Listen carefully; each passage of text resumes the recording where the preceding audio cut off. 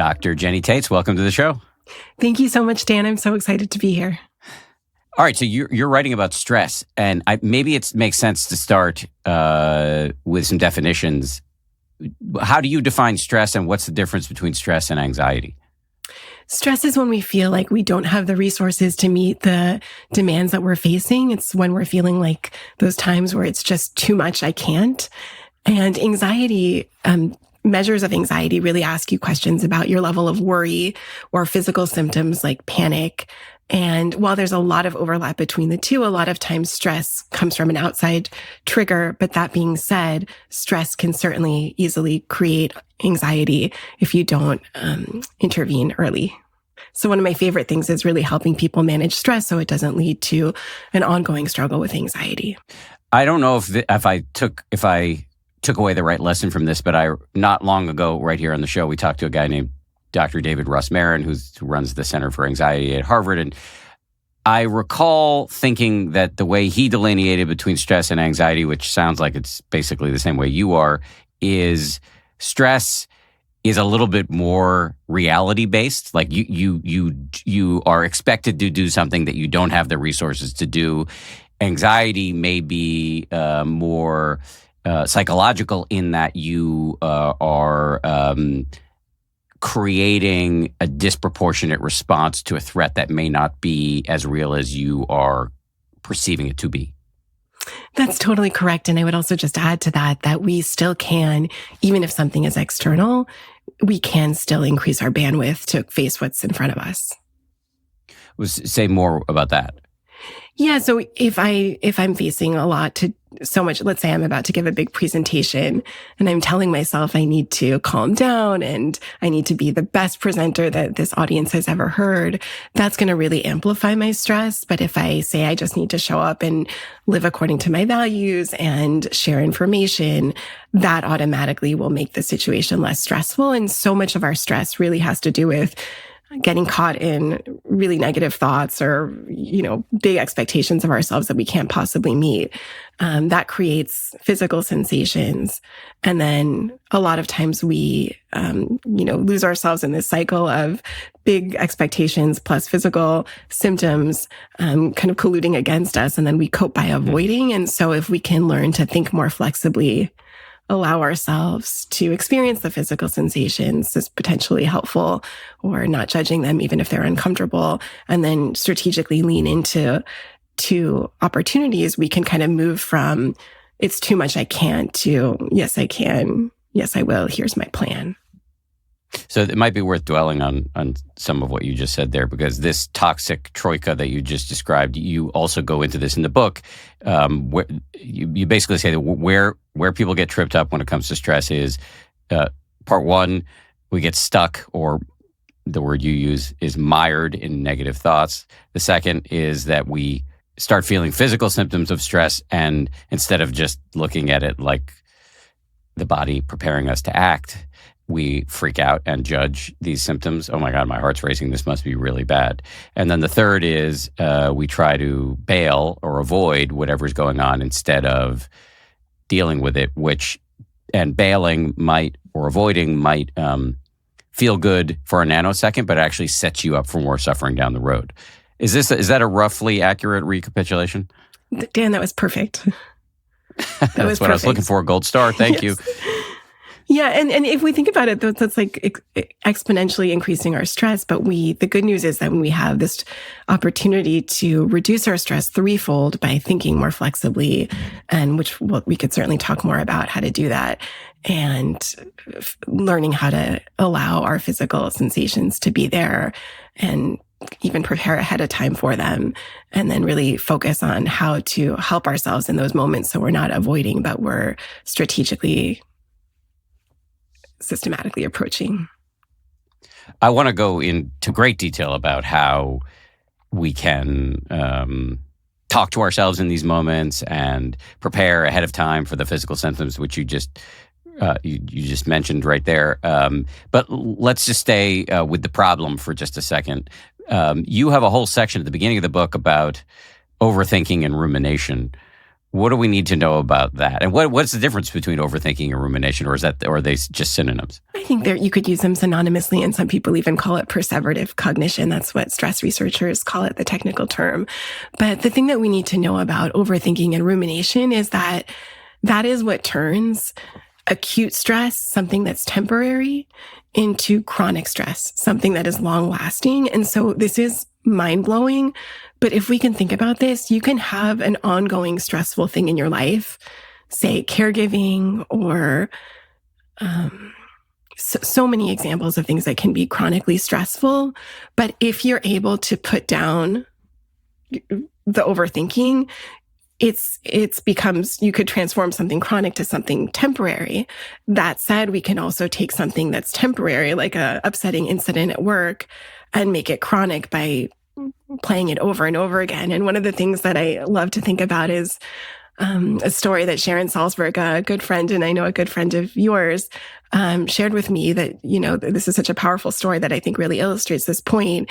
A man was trekking in Nepal and he had a blister on his foot, and he would anticipate the blister before he stepped down, experience the blister when he stepped, and then replayed it.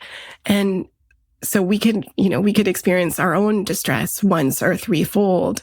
And so the reason that stress becomes a problem in our lives is because we're carrying it with us, replaying it, taking something that took 20 minutes and marinating in it for many, many hours. And of course, it is likely something that was very legitimately upsetting. But the most thoughtful thing we could do in those moments is be kind enough to ourselves to learn how to unhook from the incessant re-experiencing, which also creates a cascade of physical effects.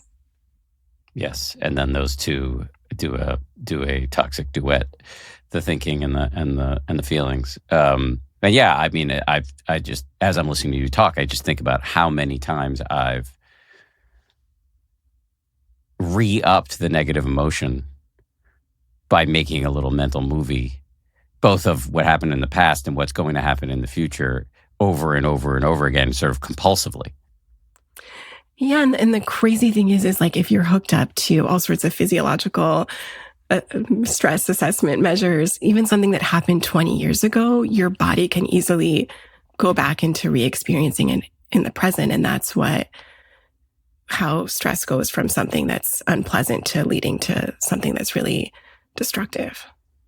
You mentioned Sharon Salzberg, her roommate, the guy she shares a house with, although it's two houses that are connected. But Joseph Goldstein, another amazing meditation teacher, he often talks about how we can experience all of this stress and anxiety, but what we're reacting to is often not something that's happening in the moment. We're reacting to a thought.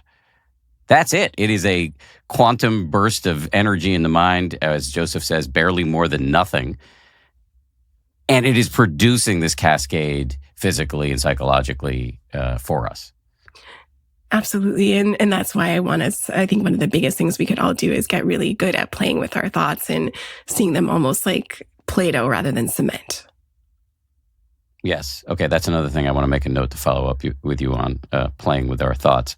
But just staying on the flow of the book here, you have a tool from the book. You have a tool that you use in the book. It's an abbreviated guide to breaking up with your overthinking.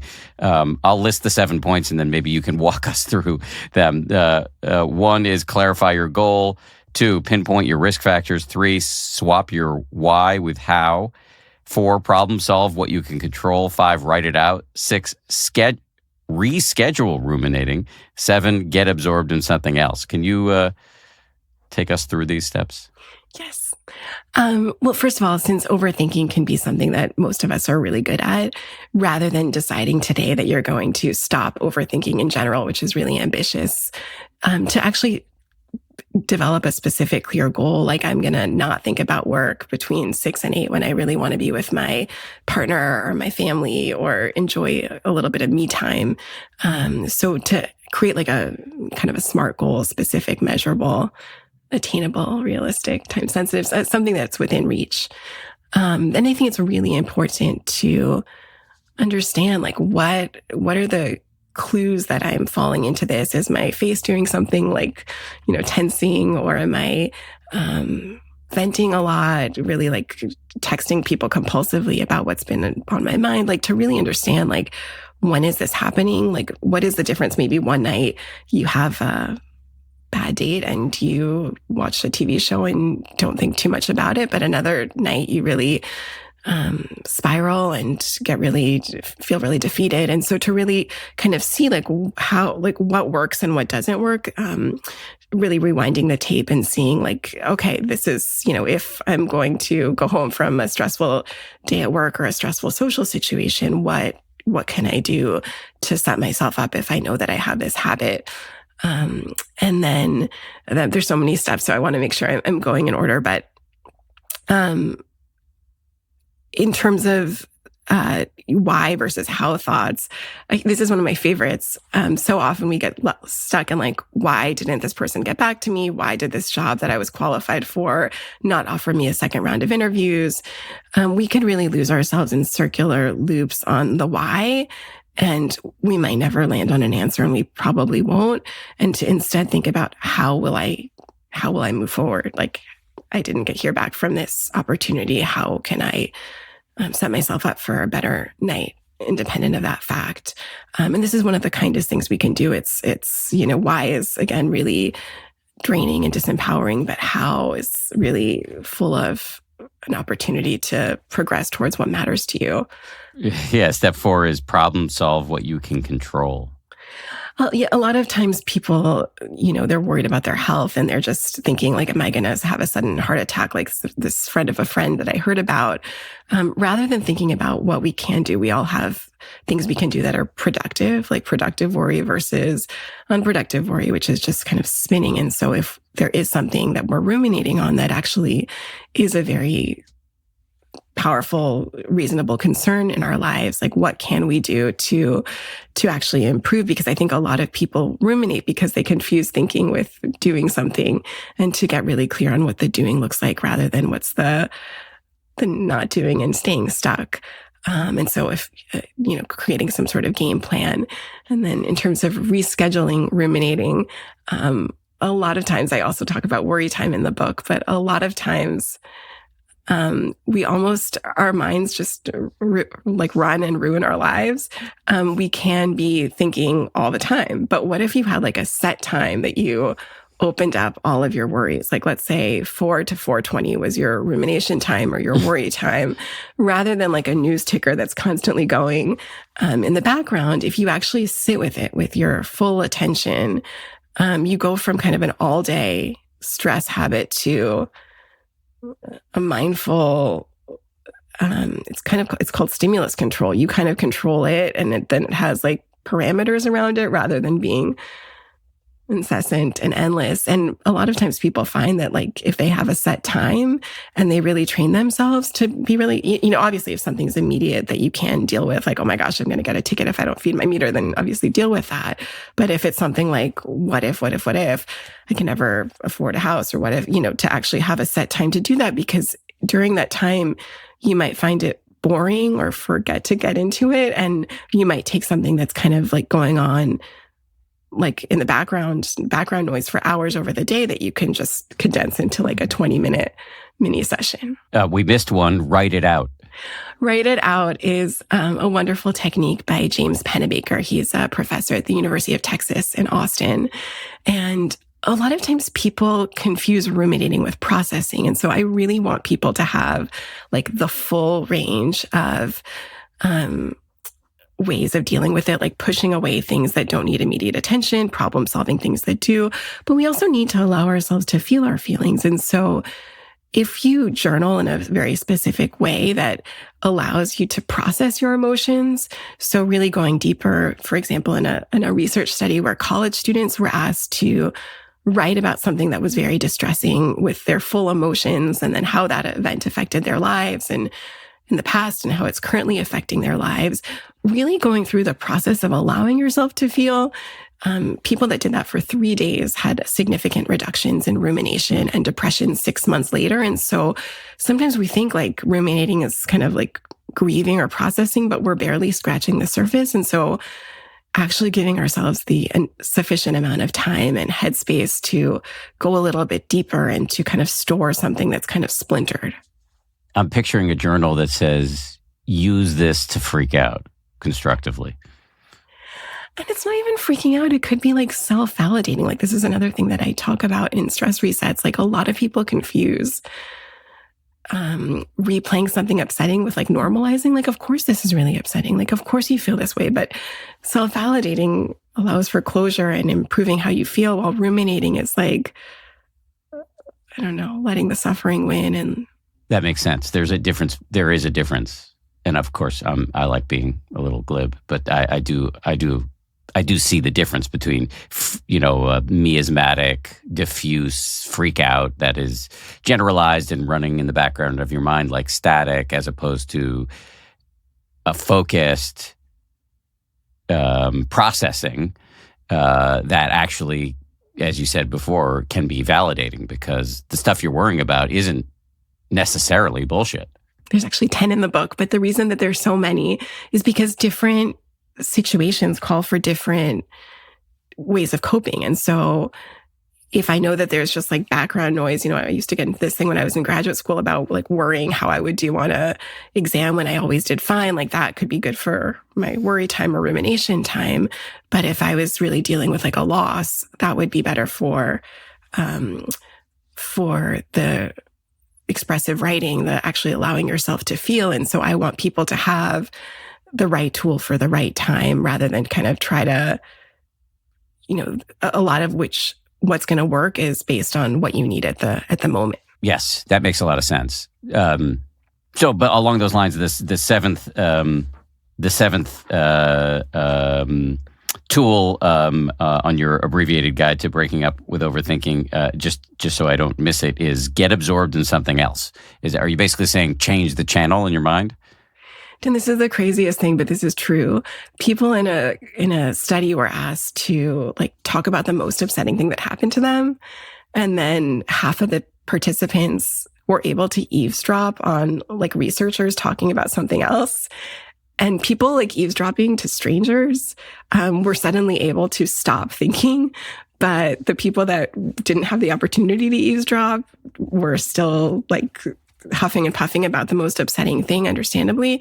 And so doing something very simple, like, even looking at, this is so crazy that these very simple things work, but like looking at like a screen of colorful balls, like could stop ruminating. And so the very simple things, we go big. We like think we need like Postmates and, big things, but like very small things, like, noticing 3 sights, 3 sounds, 3 sensations, and we all know this. If we get a call right in the middle of a stressful moment, we might totally be in a different headspace by the time the call is over. But being able to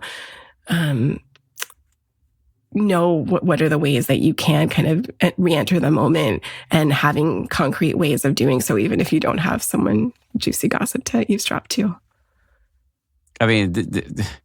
We are ridiculous creatures. I'm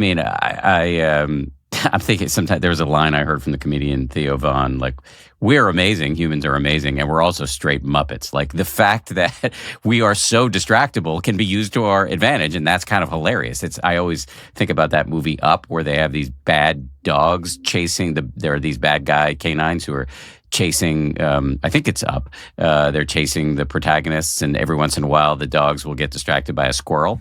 And like, that's us. Yeah. And what I want people to know is like, it's kind of like going to the gas station. You just need to like refuel yourself. You don't want to like live in distraction. We need, if you're stuck on something, you need a quick reset, not the rest of the day out of office and then a big pile up tomorrow. Yes. You keep mentioning the word reset, and we're going to get to your actual resets and buffers coming up. But let me just ask you about your story. Why are you you referenced worrying about your tests in college, but what else about your biography got you so deeply interested in stress? Yeah, there's so much I can say about this. I think genetically I probably run a little more on the stressed side, but I really found that so many of the things that I learned in training as a mindfulness-based behavioral therapist really changed my life. And one of the things that really breaks my heart and continues to really move me is the fact that so many people are really struggling and can't necessarily afford research-backed help. And also, not everyone needs a full course of therapy. A lot of people could benefit from smaller doses of, self-help materials. And during the peak of the pandemic, when there were so many articles about people struggling with their mental health and not being able to access care, a colleague of mine at UCLA mentioned to me that there was this study that found, run by researchers at the University of Pennsylvania, that found that people that were going into surgery, half of the people were given a benzodiazepine and half of the people were offered the chance to listen to a song called Weightless by Marconi Union. And remarkably, Dan, the song worked almost as well as the benzodiazepine. And obviously songs have no side effects. And this got me really thinking a lot about what are the simple ways we can improve how we feel without downsides. And I wrote an article about the song and other similar strategies for the New York Times, and it went viral. And then I wanted to kind of expand on additional ways we could all improve how we cope in difficult moments, and also how to create a life that feels more like a buffer. But these are also certainly things that I am always applying in my life. I have 3 little kids, and I work with a lot of people that are in crisis back to back. And these are all kind of the beads that I put together like routinely in my own life. And they've been incredible catalysts for change in my life. And I want everyone to have access to them, even if they can't meet with a professional. Yeah, just to quickly say, if anybody's wondering what a benzodiazepine is, it's a class of anti-anxiety drugs that includes, Xanax, Ativan, Klonopin, Valium, et cetera, et cetera. And to just back to you, it sounds like your goal here is, some people need a therapist. Many of us do. And, almost all of us are stressed, and some decent subset may not actually require therapy. So for those folks, for the worried well, this book. Yeah, and some people that have been in therapy, they need something to turn to in a tough moment. A friend of mine, she did a course of DBT, which is one of the therapies I specialize in, and she has Post-its all over her house of like DBT skills reminders. And so we all might need a quick reminder. And I think one of the ironies is even the concept of a book on stress, because like when you're stressed, who's going to sit down and start flipping through a book? And so this book is almost like a cookbook where you can turn to any page and find kind of strategies depending on what you need to improve the moment. That makes a lot of sense. And just to go back to benzos, I know you write about them in the book. And a lot of people listening probably do take them or have taken them or might be considering taking them. What's your take on them? There's so much to say about benzodiazepines. I mean, maybe we could start with their history and then a little bit about their pharmacology and then a little bit on the irony in them. In terms of the history of benzodiazepines, I find this really interesting. And I learned a lot about this from Robert Whitaker, who wrote Anatomy of an Epidemic. He is a science journalist, and he also runs a website called Mad in America. But he told me that he explained to me, and this is based on a lot of research, that benzodiazepines were developed by a pharmaceutical company that was trying to treat bacteria. And they discovered that mice on the verge of being electrocuted who were administered a specific compound behaved passively. So these mice are about to be electrocuted and they're calm as can be. And then Arthur Sackler of the opioid crisis notoriety started marketing what turned out to be benzodiazepines to women who were really stuck by their days as housewives, as mother's little helper. And it's really terrible that a substance is being pushed as a way to cope with a dissatisfying life. And pharmacologically, 30 million people take these, and they act on a neurotransmitter known as GABA, which is almost like the brakes of our nervous system. They bind to a GABA receptor, amplifying its braking power. But then what happens to us is we naturally reduce our output of GABA. So we become dependent on these external sources of anxiety relief that are very sedating, and then we don't have that within us. And so when we try to discontinue them, when people try to discontinue them, it's really difficult. It's a really difficult withdrawal. And I just find it's so painfully ironic that when we need to be our sharpest, these medications really dull our ability to think clearly and to be energized to do the things that we need to do. And they perpetuate this belief that anxiety is something that we need to run from. And so a lot of people may not realize that to actually do behavior therapy, you need to work on some sort of benzo taper, and it's can be very challenging, and you need to work with a professional on that. But it can also change your life and save your brain, because long-term benzodiazepine use is associated with cognitive decline. Okay, one thing to say, and then some questions. I said what I'm about to say to you to Dr. David Russ-Marin in the episode I referenced earlier. By the way, listeners, I will put a link to that in the show notes. But here's the way I use benzos, and just I'll be interested in your take as a doctor.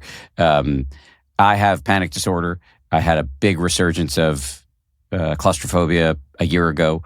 I was having trouble getting on planes and in elevators. So for planes, when I really needed to travel for work, I really needed to travel, and I was in the throes of this, really severe cycle of panic, and so I used benzos as a bridge to get me on planes while I did exposure therapy, riding in an elevator with my shrink at the Westchester Mall, and slowly tapering the amount of benzodiazepine that I took to get on the plane. So I used it as a bridge, as opposed to something I just take it as a standing dose all the time. And so in that way, I found benzos to be really helpful.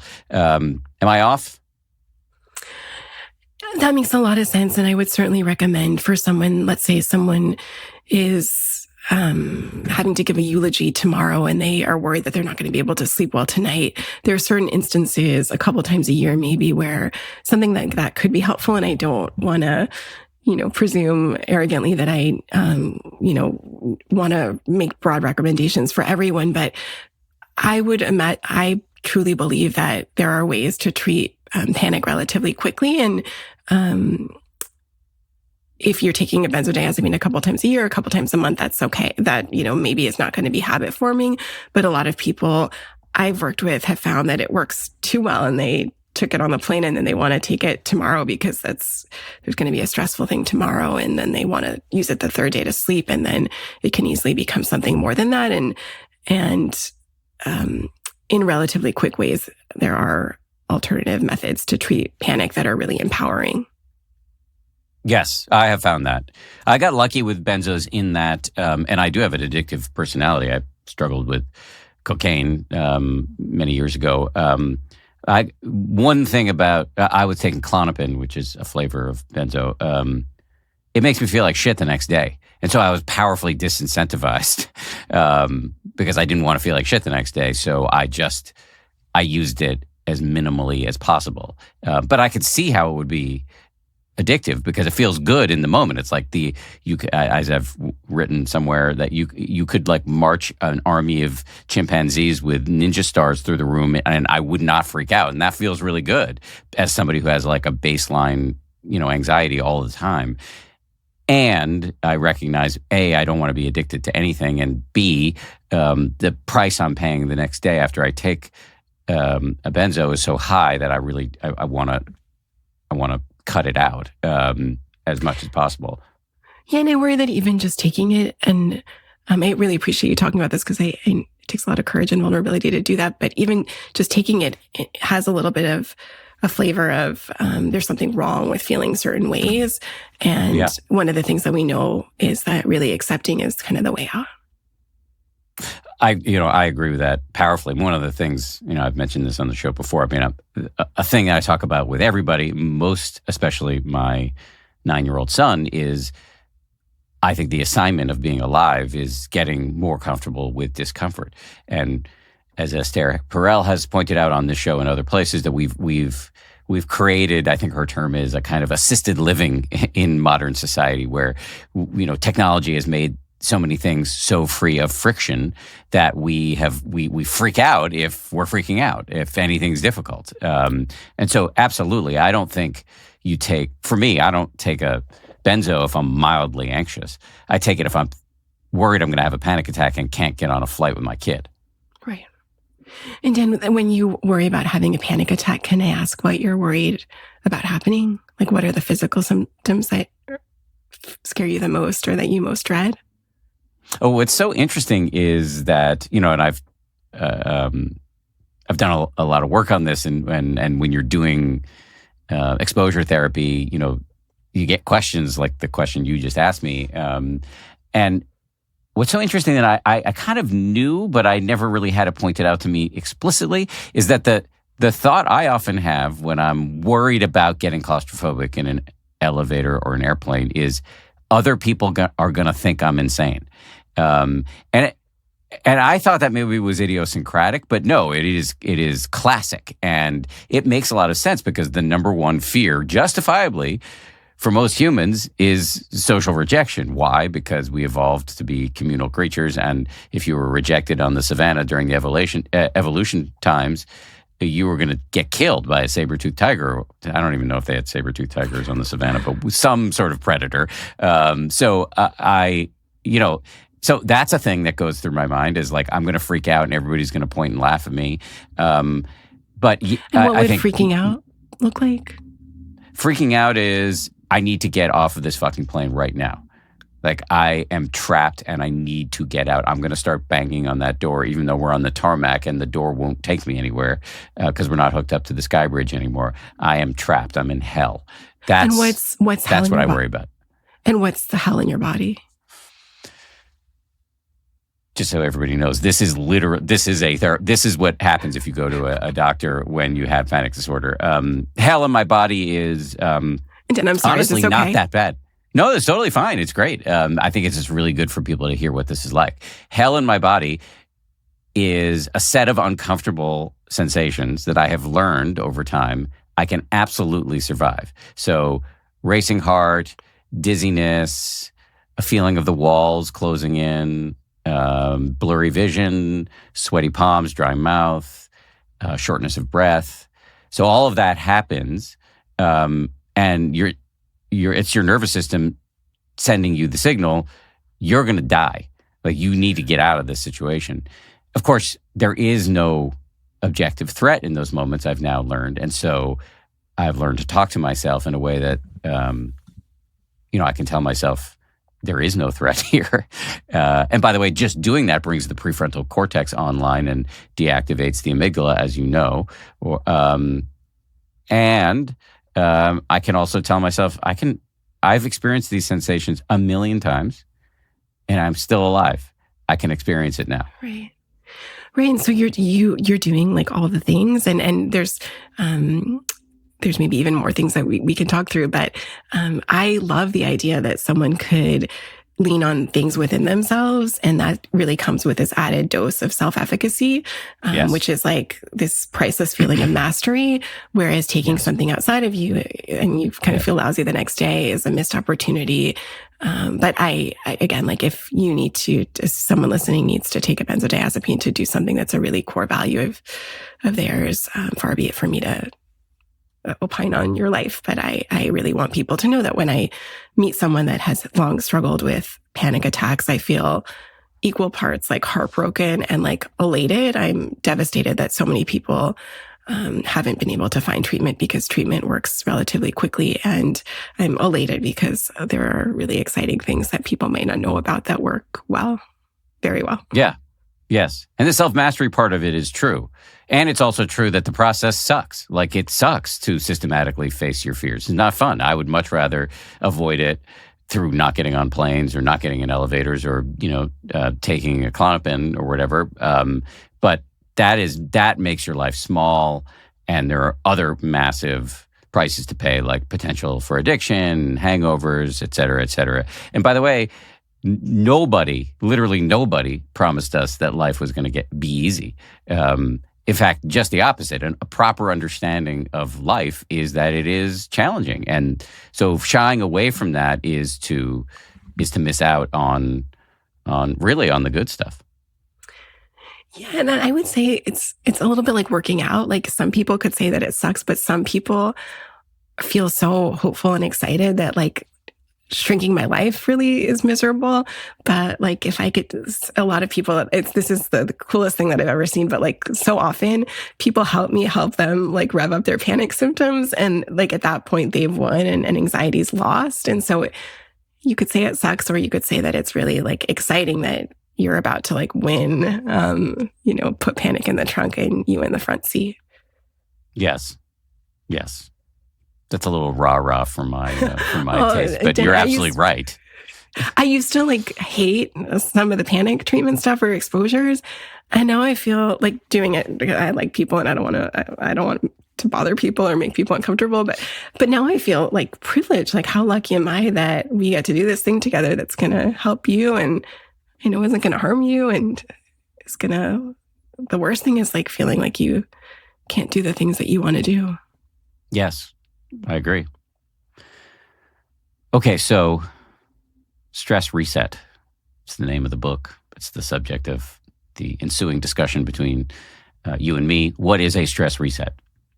A stress reset is a quick thing we can do in the moment to either improve our thinking, improve how we feel in our body, or improve our behaviors. So in just a matter of minutes, no long meditations, medications, or martinis required, you can give yourself a little bit more wiggle room to live a better life. As you may know, this show, 10% Happier, has a companion app where you can go and learn how to put into practice all the great things you learn here on the show. As I like to think about it, it's like in college, the podcast is the lecture and the app is the lab where you can go and pound all of the wisdom from the show directly into your neurons. The app is also called 10% Happier. It's available wherever you get your apps. Go ahead and download it today. So the book is called Stress Reset, but you actually spend the book talking about resets and buffers, which are separate. They're separate ideas. Can you describe the difference?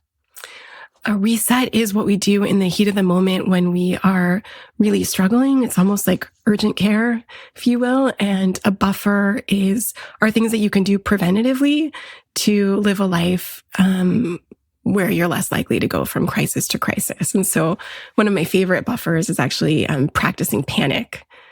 If you want to get into that. Yeah, I do. But not yet, but I do. Just in case anybody's out there thinking, well, this person's just making this shit up. This all comes from DBT, ACT, CBT. These. So that's dialectical behavioral therapy, acceptance and commitment therapy, and cognitive behavioral therapy. These evidence-based psychotherapeutic modalities. Do I have that right? Yes, nothing in this book is made up. The research reference section is pretty lengthy. All of these things are things that have been found helpful in various clinical trials or are part of evidence-based treatments. And not everyone is going to work for you, but you can find your favorites because there's a lot of them to choose from. And I also just want to let people know that, again, these things short term are not going to be as relieving as, leaving work for the day or buying something really expensive online or something that's like a quick, like big dose of dopamine. But these are the things that longer term will help you and longer term will prove like a much better investment.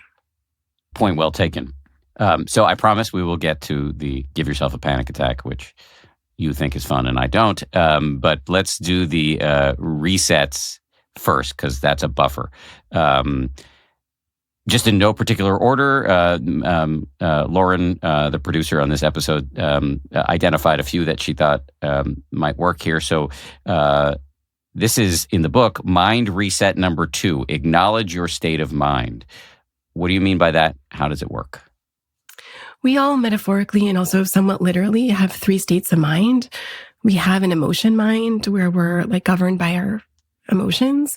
We have a reasonable mind where we're really just logical and focused on the facts. And then we also have a wise mind where we merge like our facts, feelings plus intuition. And this is a skill that's taught in dialectical behavior therapy. And there's nothing wrong with emotion mind. There's nothing wrong with reasonable mind. You don't always need to be in wise mind. But if I'm about to try to work on my taxes, I can do myself a huge favor if I say I'm in emotion mind and I need to be in reasonable mind. Or if I'm just focused on facts when I need to be more focused on feelings, like I got to get home, it's getting late, rather than really enjoying my time with my friend who's never in town. It might be helpful to just even notice like what state of mind I'm in, because we can get into this big thing of like really taking our thoughts very seriously. But if we can quickly say emotion mind, when I face this particular situation, emotion mind, we quickly kind of short circuit all of by categorically writing off that we're in a place where our emotions are running this show because they're very high.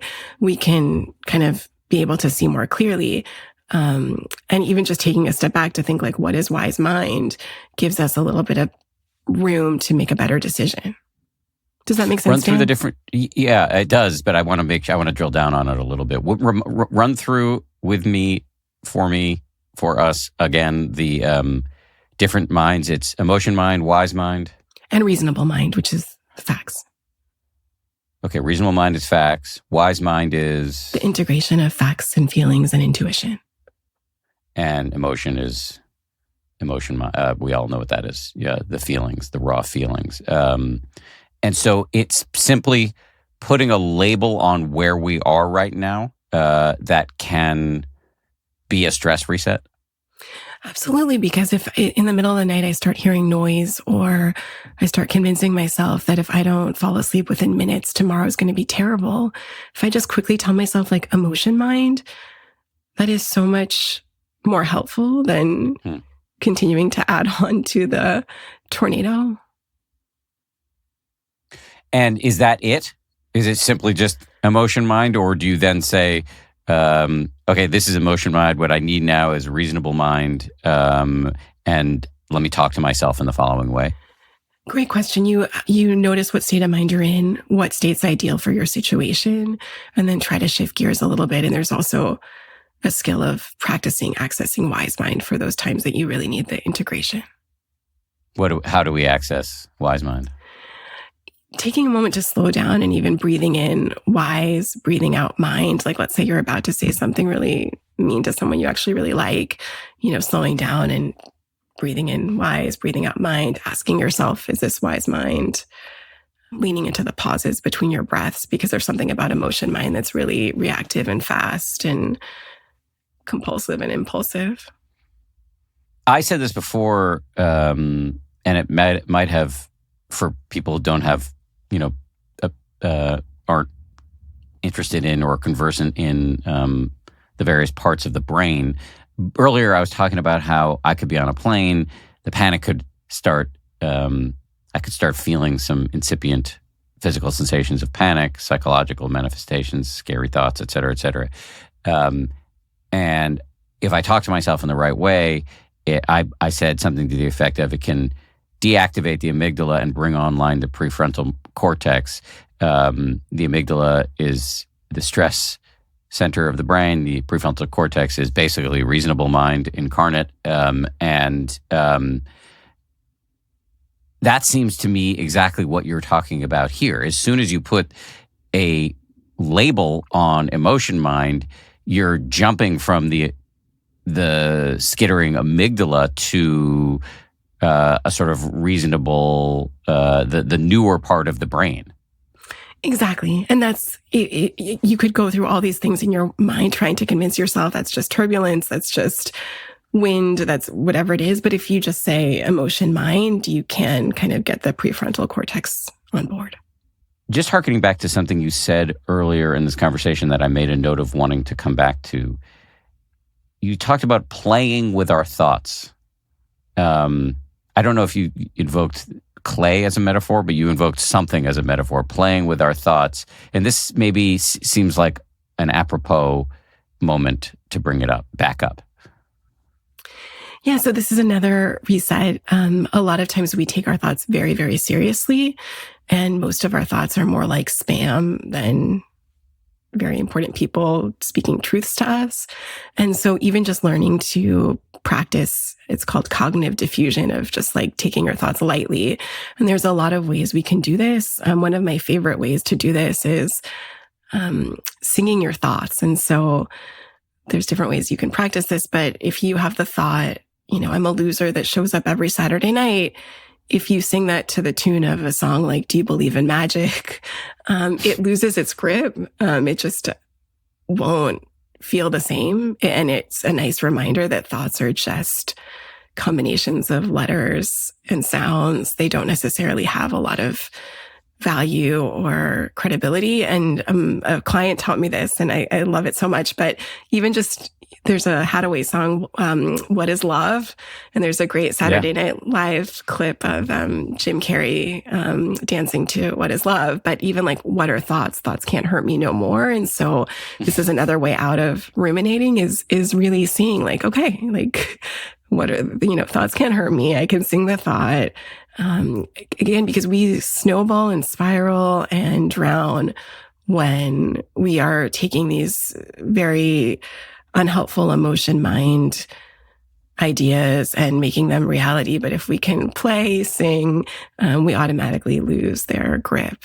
I was at a psychology conference, and this was the coolest thing, but we, instead of wearing name tags with our actual names, we wrote our like core beliefs about ourselves. One of the best things about being a psychologist is you get endless experiential opportunities, but people that are truly like wonderful, noble, inspirational, righteous people that might have even been on this show are wearing name tags that say, I'm a bad person. And such a different thing to wear that on your name tag versus like really believe that. And also such a enlightening experience to realize that we all have these. This is part of our shared humanity. My wife and child hate when they'll sometimes come to me with serious things and I will sing it back to them, which is a complete abuse of this this reset. I did it to my son the other day, and he looked at me and said, "Daddy, sometimes you are hard to love."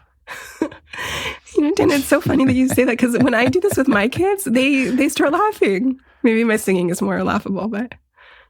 I think it's because like they're actually asking me to do something with an acute need, like they're trying to get me to do something that needs to happen right now, and I sing it back to them, and they hate that. Okay, so those are mind resets, acknowledging your state of mind, singing your thoughts. There are body resets, and one of them is to cool down, literally. So this is another skill from dialectical behavior therapy, DBT, and basically if you take a salad bowl full of ice water and you hold your breath. You set a timer for 30 seconds. You hold your breath. You submerge your face into the cold water. You activate the vagus nerve, and you slow your heart rate and redirect blood flow from your heart to other essential organs. If you were wearing an Apple Watch, your heart rate would come down significantly. So people should not do this if they have a heart condition, but doing something as quick as a 30-second, basically like a face ice bucket challenge or a cold plunge for your face only, you quickly reset. And just very practically, it's if you jumped into a cold pool, you wouldn't still be thinking about the same thing when you were in the pool or when you came out. And again, this just takes 30 seconds. And there's something really empowering about realizing that it doesn't take very long and doesn't take anything too fancy, but there's something about literally cooling down that quiets the mind and regulates your body. Who has an ice bucket lying around? You just need a salad bowl. You just need something your face will fit in. But it does take some forethought here. Like, you have to be freaking out and be like, okay, I need to go get a salad bowl and a bunch of ice and make this happen. If you want to do it in the technical sense, yes. But now they sell these little ice rollers for your face. It's not going to have the same jarring effect. There's like little ice rollers for your face if you suck on an ice cube. But I think even more powerful than the literal skill is the bigger message that we have. Our body's incredibly resourceful and resilient, and we, there are quick ways to recalibrate. So like if you're living in New York City and it's cold right now and you wanted to take a walk around the block, that might even reap it's not going to reap the exact benefits of it's called the mammalian dive response. It's not going to do the exact benefits of that, but there are ways to quickly do this. But these days, so many people are working from home, and a lot of, I think, our stress can easily come up when we're at home, but just knowing that this is out there. And I've also had people do things like have like the dry ice that you could just quickly access. But I find this intriguing. I was on a meditation retreat, like a private one with just a couple of friends during the pandemic. The retreat centers were all closed, and so we basically just stayed at my friend's house in the fall in Maine. And anybody who's ever been in Maine, even in the summer, the water there is unacceptably cold. And this was the fall, and every afternoon at this retreat, we would jump off the pier into the water, and it was shocking. I mean, it was terrible at first, and then the elation that I felt every time was really remarkable. Yeah, and the face ice thing is much faster. Again, 30 seconds. You could do it with frozen vegetables if you don't have ice. Fast, easy, quick. And again, like we do have this mammalian dive response. We do have these incredible mechanisms within us that are almost like Control, Alt, Delete. We just need to know how to access them. Mammalian what response? Dive response. Dive response. I mean, what does that refer to, dive? When a human body is submerged, when their nose specifically gets, while they're holding their breath, when their nose is submerged in water, it lowers your heart rate and redirects blood flow. Is this why deep breathing also can have salutary effects? I'm not sure, but deep breathing also activates the vagus nerve. It wouldn't be the dive response, but that's another very powerful tool of slowing your breathing down to, 5-second inhale, 5-second exhale can similarly activate the parasympathetic nervous system and slow you down. Can you define vagus nerve and parasympathetic nervous system? Yes, the vagus nerve is the main component of the parasympathetic nervous system, and that's the rest and digest part of us that slows us down. And so if we're really revved up and we want to be able to access like the bodily functions that we have that help us regulate, these are some of the ways that we can from the outside in. So and just to be clear, it's VAGUS, not VEGAS. You don't go to the vagus nerve to gamble. And I think it's from Latin for wanderer, and it is a long nerve that goes through, goes from the base of the skull all the way down through your torso. You tell me, you took anatomy, I didn't, but am I right about that? I don't know where it is in the body, but I know that I know all of the behavioral enough explanation to rationalize the behaviors, but cannot teach anatomy. So as a body reset, we talked about cool down, but it's possible that this deep breathing that you just described, 5 seconds in, 5 seconds out, for some period of time, could also be a reset? Yeah, there's a very popular package of resets that's taught in DBT for people that are really struggling with overthinking or intense urges. The acronym is TIP, which is temperature, which is the ice face exercise. I is intense exercise, and that's not a gym class. That's like 90 seconds of like squat jumps, burpees, doing something quickly to change your chemistry.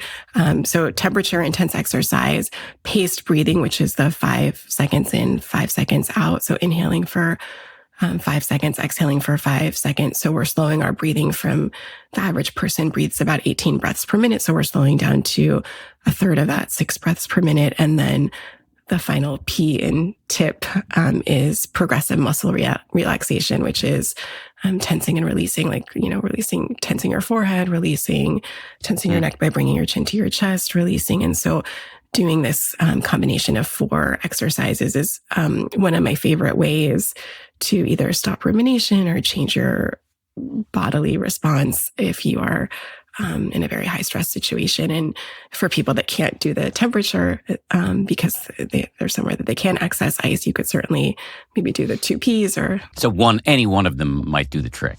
Yeah. Yeah. And I think different ones work well for different people. So yeah, I hope you try them all. Okay. So we've talked about a few mind resets, a few body resets. There's also behavior resets. And the one that Lauren picked for us to discuss, and you can supplement if you would like. The one that Lauren picked was cultivate a willing attitude. Yeah, a lot of us approach our lives with willfulness, which is a hell no sort of stance, digging your heels in, screaming or silently speaking, expletives or screaming them into, Twitter or X. And willingness is having an attitude of like kind of hell yes. And so to try all of these things, like these things are not things that I want people to just read about, but to actually lean into. It's really helpful to practice willingness. And I think in any moment, if you're sitting in traffic and you're clenching and you're compulsively, moving in your car or hitting the horn, just taking a second and asking yourself, am I being willing or willful? And willingness is really what I think of as the embodiment of acceptance. And, it's almost like if you spilled something on the floor, like willingness is picking it up with a good attitude, and willfulness is like throwing something after you spilled something. And so it's a really incredible shift into being a more effective, agreeable, good sport in life. Does that make sense, Dan? It does. I just want to clarify again. I'm sure this is true. You're not saying we should act out every shitty idea somebody gives to us, especially if they have more power than us. We should accept any sexual advance that's wanted or unwanted. This is really about, are we accepting what the universe is offering up to us in this moment or not? I love that you asked that question. It's really willingness in the service of our values. So I'm willing to go the extra mile to be a good friend. I'm willing. It's things that bring us closer to the life that we want to live rather than things that move us away from it. And in key moments, it's about like, what's your relationship to reality? In traffic, for example, this is what's happening right now. So raging against it ain't so useful. Right. Right. And if you're with someone that you love, but you're annoyed within the moment, maybe you need to be willing to be a little bit nice or give the benefit of the doubt or stretch yourself. Or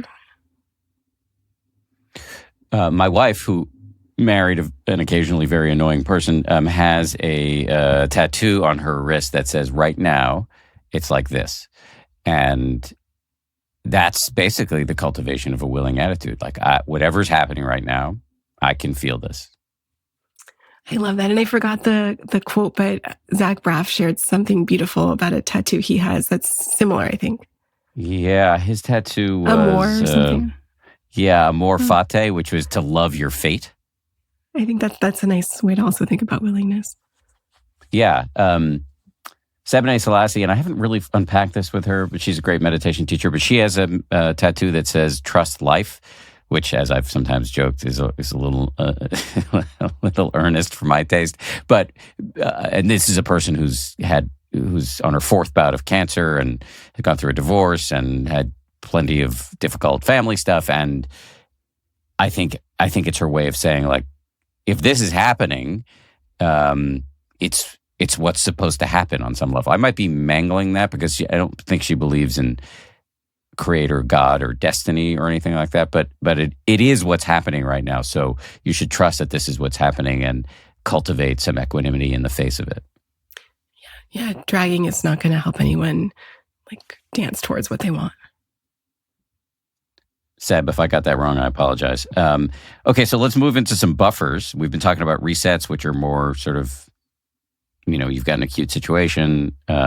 Here's what you can do. Buffers are, I think, fall more in the preventive medicine bucket. Here's mind buffer number 1. Untangle yourself from negative core beliefs. This harkens back to your psychology conference. Yes. So oftentimes, because of our upbringing or painful experiences we've endured, we develop core beliefs or fundamental ways we view ourselves. anything ranging from I'm unlovable to other people can't be trusted. And these core beliefs really can affect the way we view ourselves and view the world. And rather than letting them guide us or become a self-fulfilling prophecy, it's really helpful to know what they are and realize when they've been, a hot button issue has been pressed. And the most important, I think, is to act in ways that transcend them. And so if you think you don't belong to really purposefully pursue the communities that you'd like to belong in, even if they feel aspirational, or if you think other people can't be trusted to lean in and strategically increase your trust in other people. And so I think being super aware of the way you view yourself in the world and then checking in as to how that affects your behaviors and then acting in ways that are counter to them. And then also really being compassionate and aware when certain core beliefs get triggered and being mindful that that's because it's a core belief that it remains to feel very true. I see all these people that are incredibly successful, accomplished, likable, charismatic, and they feel like awkward adolescents that are about to be made fun of because they were bullied in high school or they were a poor fit in their class or they struggled with shame because people didn't accept them growing up, and to be just really aware of how that affects their day-to-day rather than to be living that as if it's real in the current moment. Yeah, I've been thinking about a problem that I've had for many years, which is when somebody criticizes me, often I hear that as, you're a terrible person. And so I freak out, or I have a disproportionate response instead of focusing on like the narrow issue that somebody's trying to identify. And I've worked on this, which leads me to I think the natural follow-up question is so what exactly can one do to operationalize this buffer, to untangle from these core beliefs?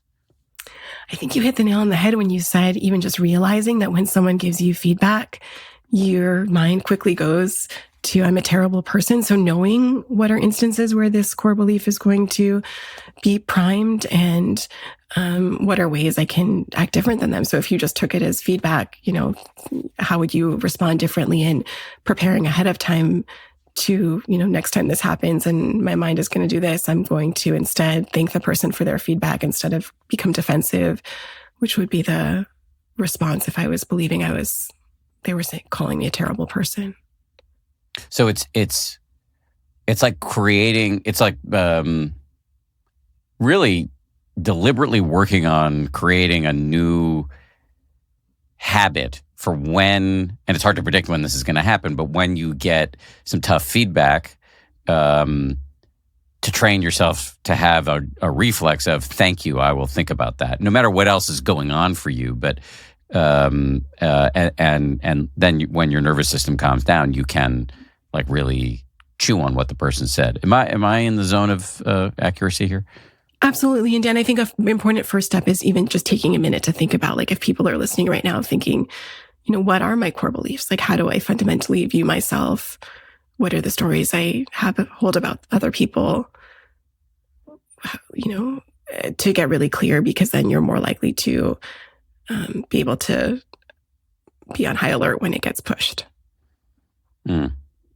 You have a nice phrase in the book that our core beliefs are things that we tend to make pervasive, permanent, and personal. Yes. That is something that Martin Seligman, a professor who wrote the book Learned Optimism, talks about. So when we start to make things, you weren't invited to the party, isn't just I wasn't invited to the party, but I'm never invited, I'll never be invited, everyone is terrible and no one likes me. So step one is to think. Take a minute and think. It can be right now. It can be later when you're not listening to us talk. What are my core beliefs? And then if I have you right, if I'm hearing you correctly, the next step is to try to work on some new reflexes for moments when those core beliefs are triggered.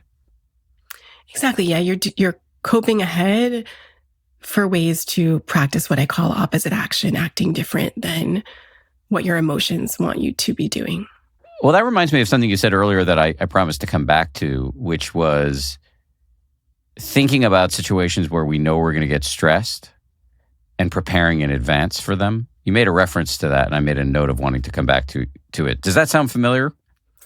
Yeah, so that does sound familiar, and there are several ways we can do this. I'll walk you through two of them. So the first one is coping ahead.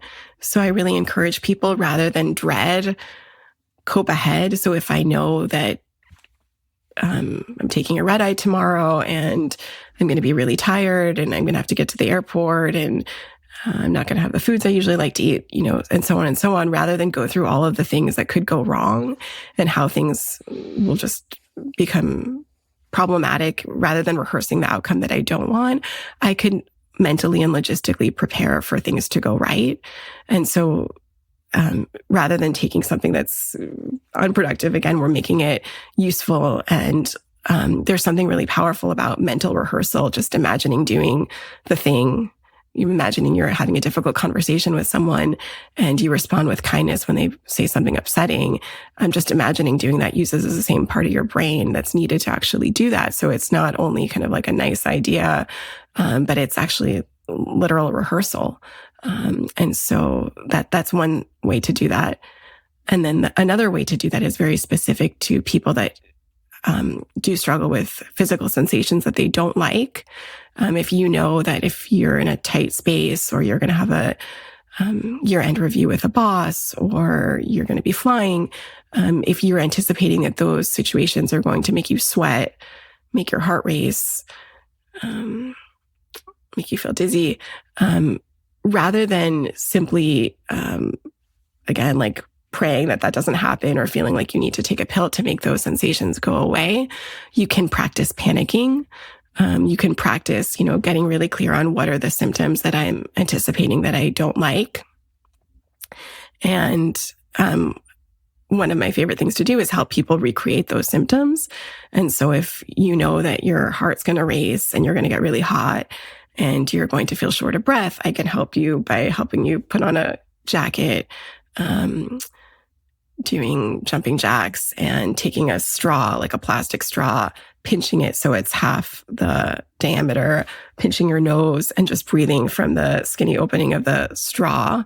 That will make you feel like you can't breathe.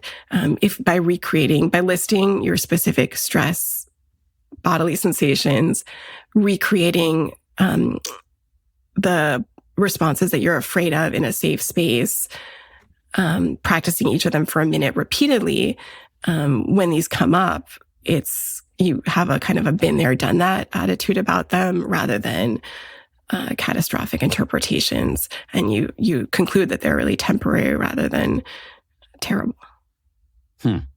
Just to be clear from the book, this is body buffer number 12. Give yourself a panic attack to feel less afraid of them. Yes. And you've been wanting to talk about this from the jump. And I've never been able to make this work. My exposure therapy guy was trying to get me to do this. I never, for some reason, like I can't manage to really freak out unless I'm in the situation for real. But I do know this works for lots of people. Yeah, and I also want to say that it works across the board, whether it's public speaking or test anxiety or traditional panic attacks or general anxiety that creates all sorts of other symptoms. And the reason I want to talk about it is because I just feel like we're set up to fail when our body is doing something that intensifies our emotions, and then our mind is escalating the bodily response. But if we can think more flexibly and have learned experience about the temporariness of the body sensations, then we're so much freer to approach situations with more hope and learned optimism. Yes. I mean, it's like a form of exercise. It's like a bicep curl of I can do this thing. And so when the sensations come up, whether it's stress or panic, stress, anxiety, or panic, then you're not completely taken off guard. You're prepared. You're totally prepared, and you need to do this repeatedly. And the goal is never for these symptoms to be like tolerable. Tolerable is the wrong word. It's never for it to be like, you're not supposed to habituate to them. They're supposed to be distressing and similar, but that you metaphorically have like put out a welcome mat rather than a do not disturb to them. What resets and buffers do you find yourself using the most? Oh, so many. I love stop, slow down, take a step back, observe, proceed mindfully. That's something that I'm constantly doing. And then I follow that up with anchoring, like feeling my feet on the floor, doing a quick 3-point check. What am I thinking, feeling, doing, and coming back to what's helpful in the moment.